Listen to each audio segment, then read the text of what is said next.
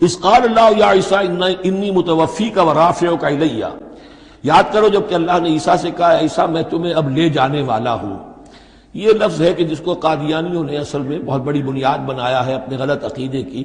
کہ وفات مسیح ہو چکی ہے۔ اس لفظ کو اچھی طرح سمجھ لیجئے، وفا کے معنی ہے پورا کرنا، وعدہ وفا کرو، وفا۔ اب اس سے جب کہا جائے کسی کو پورا دینا تو باب تفعیل میں آئے گا وفا یوفی توفیتن، وہ ہم پڑھ چکے ہیں، ووفیت کل نفس فکیف اذا جاء، جب وہ دن آئے گا ووفیت کل نفس ما عملت، جو کچھ انہوں نے کیا ہوگا پورا پورا ان کو دے دیا جائے گا۔ یہ دیکھ لیجئے آیت نمبر 25، فکیف اذا جمعناہم لیوم لا ریب فیہ ووفیت کل نفس ما کسبت وہم لا یظلمون، ہر ایک کو بھرپور پورا پورا بدلہ اس کے اعمال کا دے دیا جائے گا۔ یہ ہے کسی کو پورا پورا دینا، کسی سے پورا پورا لے لینا، یہ باب تفاعل ہوگا، توفا یا توفا، کسی کو پورا لے لینا تو پورا لے لیتا ہے اللہ تعالیٰ نے۔ یہ لفظ جو ہے پورا بتمام و کمال، یہ گویا کہ منطبق ہوتا ہے حضرت مسیح پر، کہ حضرت مسیح کو ان کے جسم اور جان سمیت اللہ لے گیا۔ ہم جب کہتے وفات پا گیا تو یہ ہے استعارتاً، جسم یہی رہ گیا صرف جان گئی ہے۔ اور یہی لفظ قرآن میں آتا ہے نیند کے لیے بھی، اللہ یتوفی الانفس حین موتہا، اس لیے کہ نیند میں بھی یہ ہوتا ہے کہ خود شعوری نکل جاتی ہے انسان میں سے، اگرچہ زندہ ہے، اب اس کو اگر کوئی چیونٹی کاٹ رہی ہے تو جاگ جائے گا، لیکن ویسے اس کی خود شعوری ختم ہو چکی ہے، اور روح کا تعلق ہے خود شعوری کے ساتھ، تو نیند میں بھی اللہ تعالیٰ روح کو قبض کر لیتا ہے، اس کے لیے بھی توفی کا لفظ ہے۔ پھر جب انسان مرتا ہے تو روح اور جان دونوں چلی گئیں اور صرف جسم رہ گیا، یہ بھی توفی ہے۔ اور سب سے زیادہ مکمل توفی کیا ہے کہ اللہ تعالی حضرت مسیح کو ان کے جسم، جان اور روح تینوں سمیت سموچے حضرت مسیح کو زندہ جو کا توں لے گیا۔ یہ ہے عقیدہ جو مسلمانوں کا ہے، اور جہاں تک لفظ کا تعلق ہے اس میں قطعاً کوئی بات جو ہے اس میں ایسی نہیں ہے کہ جس سے کوئی شخص دلیل پکڑ سکے، سوائے اس کے کہ ان لوگوں کو بہکانا آسان ہے جنہیں عربی زبان کی گرامر سے واقفیت نہیں، وہ ایک ہی وفات جانتے ہیں۔ وفات تین ہو گئی ہیں ازلو قرآن جو میں نے آپ کو سمجھائی ہیں۔ وَإِذْ قَالَ اللَّهُ يَا عِيسَىٰ إِنِّي مُتَوَفِّيكَ، میں تمہیں لے جاؤں گا، وَرَافِعُكَ إِلَيَّ، اور تمہیں اپنی طرف اٹھا لوں گا، وَمُطَهِّرُكَ مِنَ الَّذِينَ كَفَرُوا، اور تمہیں پاک کر دوں گا ان لوگوں سے جنہوں نے تمہارے ساتھ کفر کیا ہے، وَجَاعِلُ الَّذِينَ اتَّبَعُوكَ فَوْقَ الَّذِينَ كَفَرُوا إِلَىٰ يَوْمِ الْقِيَامَةِ، اور جو لوگ بھی تیری پیروی کریں گے انہیں اب ہمیشہ ہمیش کے لیے قیامت تک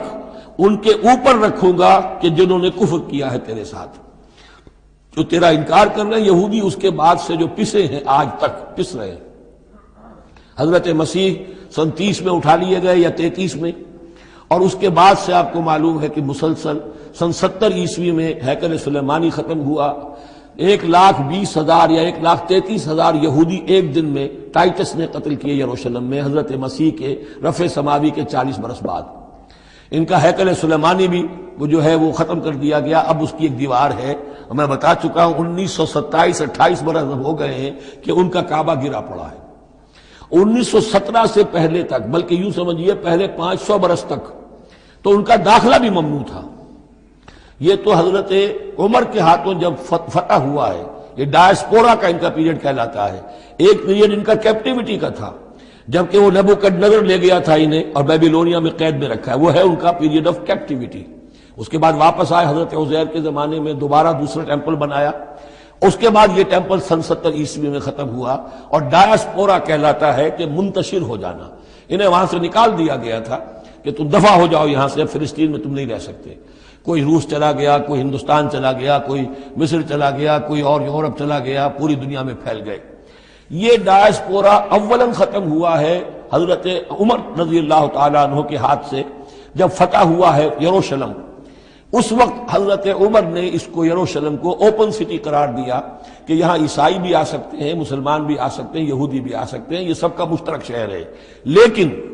جو عیسائی تھے یروشلم کے، انہوں نے جب ہینڈ اوور کیا تھا، فتح نہیں کیا تھا مسلمانوں نے یروشلم، ایک ٹریٹی کے تحت، ایک معاہدے کے تحت ہینڈ اوور کیا تھا۔ اس معاہدے میں یہ شرط انہوں نے لکھوائی تھی کہ یہودیوں کو یہاں آباد ہونے کی اجازت نہیں دیں گے۔ چنانچہ یہ اجازت تو ہو گئی حضرت عمر کے زمانے سے کہ آ سکتے ہیں، زیارت کر سکتے ہیں، لیکن یہاں رہ نہیں سکتے، پراپرٹی پرچیز نہیں کر سکتے، کوئی مکان نہیں بنا سکتے، سیٹل نہیں ہو سکتے۔ یہ رہا ہے جب تک کہ موجود رہی ہے اسلامی خلافت۔ ترکوں نے بھی اجازت نہیں دی، بڑی سے بڑی رشوتیں یہودیوں نے دینی چاہیے انہیں،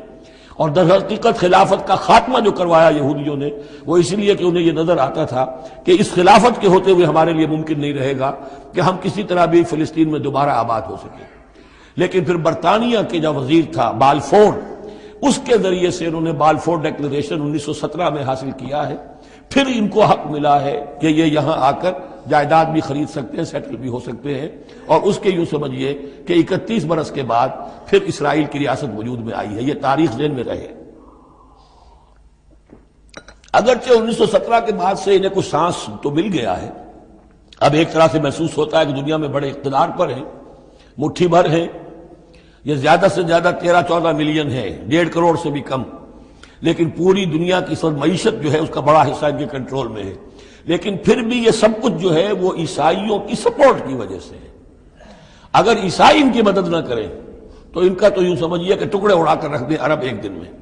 لیکن اب پیچھے پوری امریکہ کی حکومت ہے، امریکہ کے حواریین ہیں، خاص طور پر west white Anglo Saxon Protestants, امریکہ اور برطانیہ، وہ تو گویا کہ ان کے در خرید ہے ایک طرح سے، اور بھی جو ممالک ہیں عیسائی اب یہ فتح کر چکے ہیں ان سب کو، عیسائیوں کے اوپر ان کا غلبہ ہے۔ اس لیے اب جو شکل ہے وہ بھی یہ ہے کہ ان کا وجود ہے یہی کہ عیسائی ہیں اوپر، اور یہ مانوی طور پر سازشی انداز میں انہیں کنٹرول کر رہے ہیں۔ اذ قال اللہ یا عیسیٰ انی متوفیک ورافعک الی ومطہرک من الذین کفروا وجاعل الذین اتبعوک فوق الذین کفروا الی یوم القیامہ ثم الی مرجعکم فاحکم بینکم فیما کنتم فیہ تختلفون۔